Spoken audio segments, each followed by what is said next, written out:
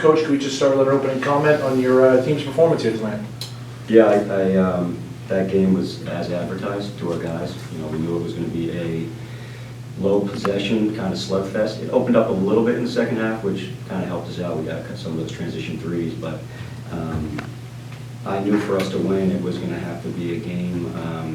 Our first year in Division I, we beat Robert Morris on the road. I think it was like a 49-45 final, and it was one of those games where like neither team could score. It was physical. There was deflections everywhere, and it was almost like who was going to break first.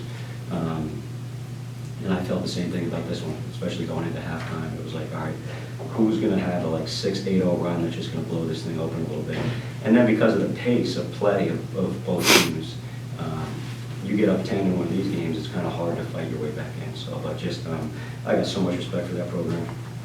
You know, Coach Becker is as good as any coach in the country. You know, the reason we play them, the reason we're playing Princeton is, you know, I told these guys on the call the other day is, they're who we're basically trying to be, right? Like those guys have been to 5 of the last 7 NCAA tournaments. I think they've won 9 straight regular season championships.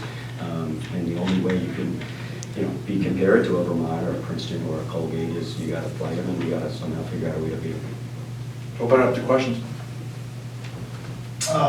Trumper debut, really good. Jacob actually said on the broadcast, it looked like he was kind of waiting to see where he fit, and then all of a sudden it just kind of clicked. Did you see it like that? Yeah, I mean, he was, he made a few mistakes. He actually just told me he's such a good kid and such a competitor. He said, my bad for the beginning. And I said, my bad for some of the things I said to you. And he said, well, I'd expect you to say those to me if I have a start like that. So he gave up those 2 corner threes to Long early. You know, we knew they were going to have guys, and you know, they played guys in both corners all game. We talked about it for 4 days now.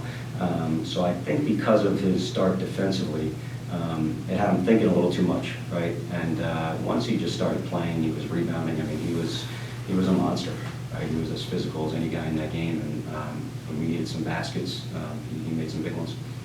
I'll start with Bud. You talked about his leap from a pretty special year one. You know, he shoot it great tonight, but it was clear from anybody watching he was the guy on the floor, either side. Just talk about his growth, his maturity in year 2, because Coach, I said on the air that it seemed like he's like a 4th or 5th year guy out there. Yeah, and that's what we talked. You know, when we played these guys last year on opening night, it was his first games of his college career. Talk about going and having to play at Vermont in your first game ever. You know, he's just got a different, he was always confident, but like you said, you saw at practice, he's just got this different aura, this different confidence about him.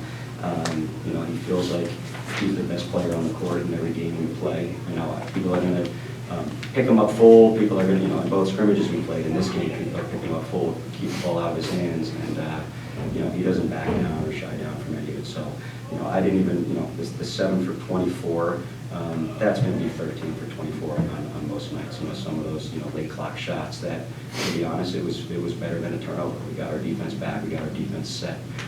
You know, I'm not too worried about the misses, but I love the 6 assists, I love the 3 steals. You know, the 4 he really only had 2 turnovers, basically when the game mattered.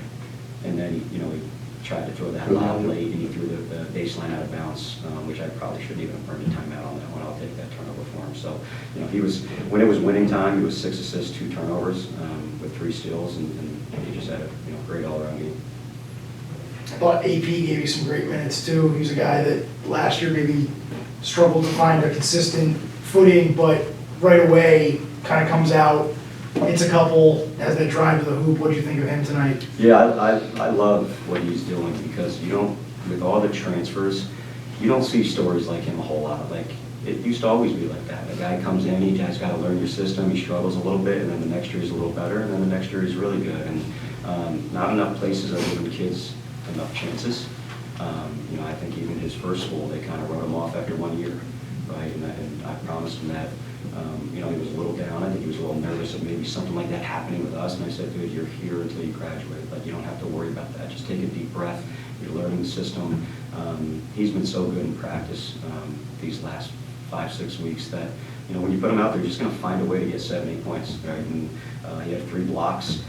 He probably caused like 4 rebounding fouls on them because he's not scared to stick his nose in there and get a little physical. So, you know, he's just a cool story of a guy who, you know, waited his turn, and now he's going to, you know, he's going to give us play 24 minutes tonight, and he'll be in that 18 to 25 every night if he keeps playing the way he's playing.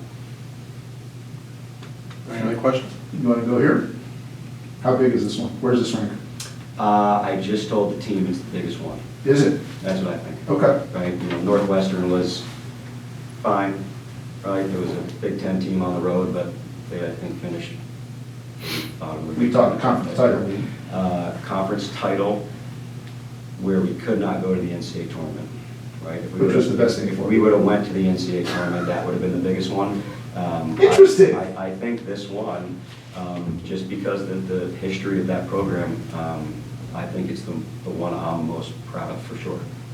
Just real quick here, moving into the Metro Atlantic this year, obviously, that's the big move. How important is it for not only you as a coach, but the team and the brand itself, the team, the logo and the school, to come out and put a good win like this out on opening night before you even step in and play a conference game? Yeah, I think it's awesome, and I think the ESPN Plus helps, right? It's like I mean, I went home after shoot around, and all I did was click around and find different games. Like, I'm not gonna watch, I didn't watch a second of Kansas, North Carolina.